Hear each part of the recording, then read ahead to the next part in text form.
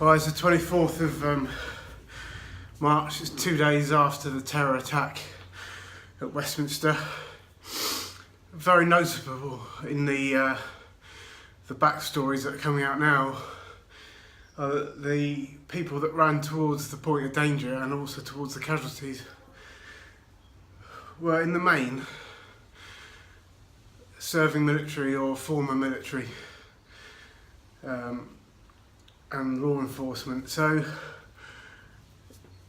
you know, the emergency services who were working that day obviously went towards the point of danger. It's what they do and should be, yes, it is their job, but you know, you've still got to run towards that point of danger, so it's not an easy task and they should be recognised for that. But the civilians that helped, say civilians, that people that weren't on duty emergency services that day were in the main forces or ex-forces.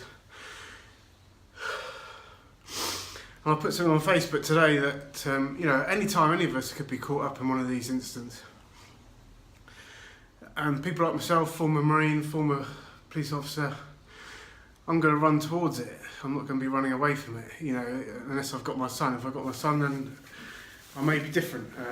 But I like to think that, you know, if I'm on my own, well, I know if I'm on my own, I'm running towards it. And, you know, I'm nearly, you know, I'm fast approaching 50, but I train like a savage. And I know that if I get there and I need to use force, or I need to pick up a casualty and evacuate them, that I can do that. And my training is based on strength endurance, really. I'm not a bodybuilder. I've done that in the past, it's over 20 years ago. My physique is now, which I'm grateful to have, but is as a result of my training. It's not the aim of my training, if that makes sense. It's a result of it. And I do a lot of strength endurance stuff. I use heavy weight for high reps. And my training sessions can be 90 minutes to 2 hours. And, you know, my absolute strength does suffer because of that. You know, I showed that the other day in my last deadlift video. I did far less reps in my warm-up. And ultimately I lifted heavier that day than I have done for 7 years. So there's no doubt that my absolute strength suffers because of the amount of reps I do in the pyramid sets on the way up. I don't care about that. It gives me a level of physical preparedness that's pretty unmatched for my age, I think. And you know, I'm not training to be a powerlifter. I'm not training to be a bodybuilder. For me, it's all about physical preparedness. That if I'm in a situation like Westminster, or you know, if I just end up getting into a fight with some deranged bloke in the street that doesn't know me from Adam, you know, I'm going to give myself a good chance, or the best chance. You know, that doesn't mean I'm a prepper. I'm not preparing for war. I just like the strength endurance aspect of it. I know that, yes, it's good to be strong, but I don't want to be strong for one rep like I did the other day, the 200k deadlift for one rep. I want to do 170 for 10, or, you know, something like that. You know, or like when I did the challenge last year, the 140 for 22. You know, it's about strength endurance, it's about heart, lungs, it's about physical preparedness. So you'll see a lot of my training is I'll pick a number, I'd say, right, I'm going to do 100. Quite often the squats I do 100. 100 work reps. Like today I've got the 40s and the incline bench. I'm going to do 50 of those. But one of my warm-ups was 20 with 30. So, you know, even my warm-ups are a challenge for a lot of people.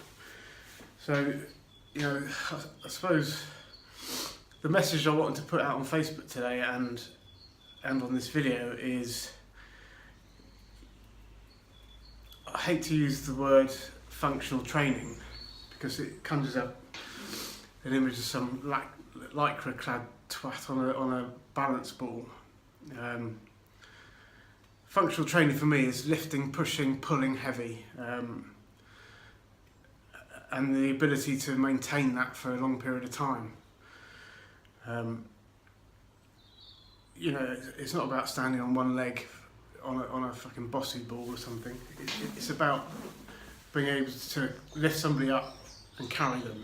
It's you know, a casualty. It's about being able to hold somebody down on the floor that's trying to hurt you. It's about pushing somebody off that's trying to hurt you. It's about pulling yourself over a wall if you need to get away from a terror incident or whatever.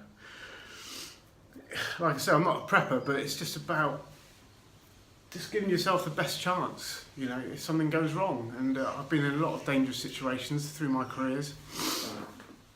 And I like to think that I've never been hurt to any real degree. And I've been in a lot of physical confrontations. A lot. I mean, we're talking hundreds and hundreds of physical confrontations over the years. Never really been hurt. Done some hurting, you know, and they deserved, you know, it was a means to an end. It was legal and proportionate. So I think my level of physical preparedness over the years has helped me to just go through these confrontations and these physical endeavours with little injury, really.